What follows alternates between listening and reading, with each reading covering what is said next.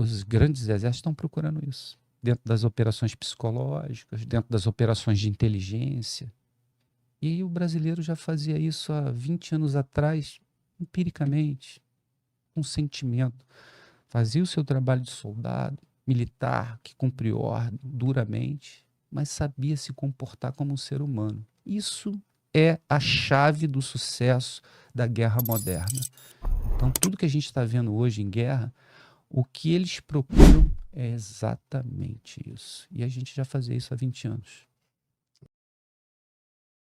Faz uma força armada um pouco sem recurso, né? Cada vez mais os problemas vão acontecendo no país, esses recursos vão sendo para outras áreas, mas isso não me compete a falar sobre isso, mas eles sabem que se os recursos chegarem até a gente, ninguém para um brasileiro. A gente é muito...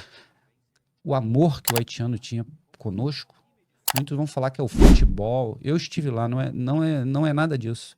Ele via a bandeira no braço, bandeira brasileira no braço de um soldado. Ele corria para esse soldado porque ele sabia que ia ser protegido. Eu vivi isso durante 6 meses.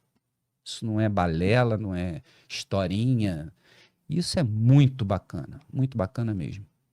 Sem dúvidas, a gente era o exército mais querido mesmo, que a gente respeitava, tinha empatia, tinha Exato. carisma, né? Os outros países eram mais fechados, mais duros, e eles precisavam disso. Eles encontraram na gente o acalento, a proteção, Perfeito, a segurança que eles tanto perfeito. precisavam. E que hoje em dia, né?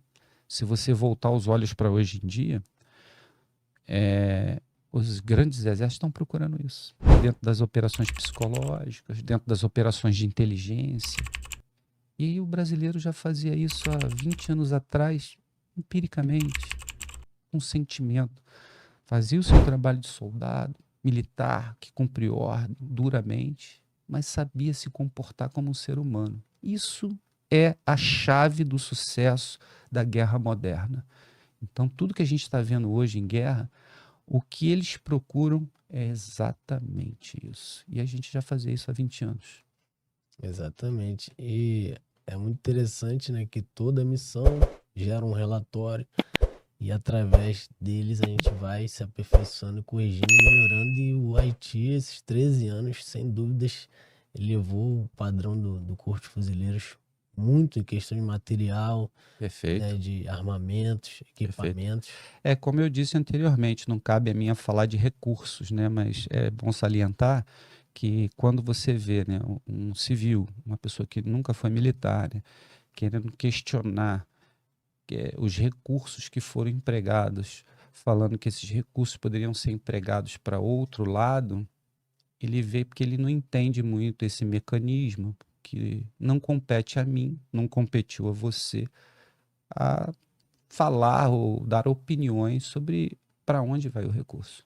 Isso, você foi colocado lá. Eu costumo dizer que é normal, né? Você vai falar, meu curso de infantaria foi melhor do que do ano tal, né? Isso é bacana, né?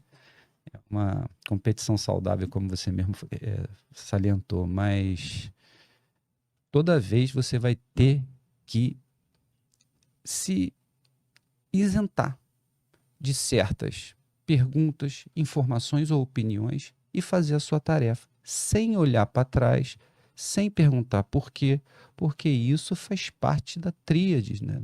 Da hierarquia e disciplina, né?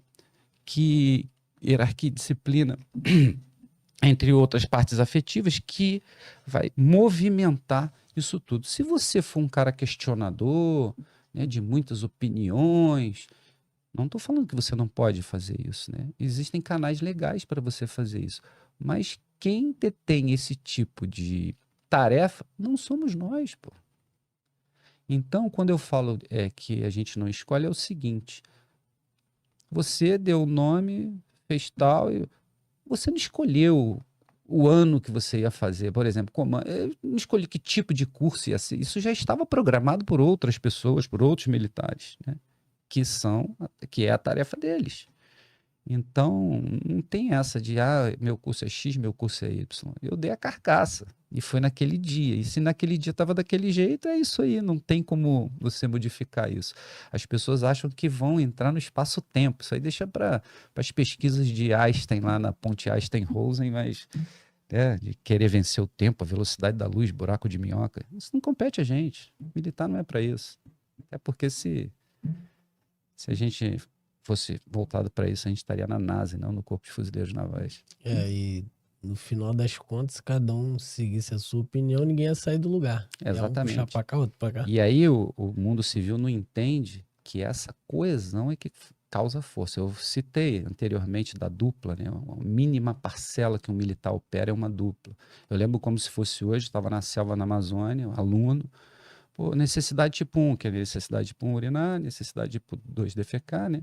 Necessidade tipo 1, o instrutor dava um azimuth, dava uma distância e escolhia sempre alguém para ir junto. Então tinha o cara fazendo a necessidade e o outro tomando conta. Isso já mostra que sozinho, nem para você fazer as suas necessidades, não serve. Então, o paisano nunca vai entender essa coesão, né? Quando eu fui do GPT, eu entendi, né? Lendo, não fazendo, que fazendo dói. Ordem unida, dói, dói, dói, chato, né? Quando você entende o porquê daquilo, o que aquilo causa, o reflexo que isso causa numa coesão de um grupo, aí você fala, realmente é necessário ter ordem unida, não é de agarro.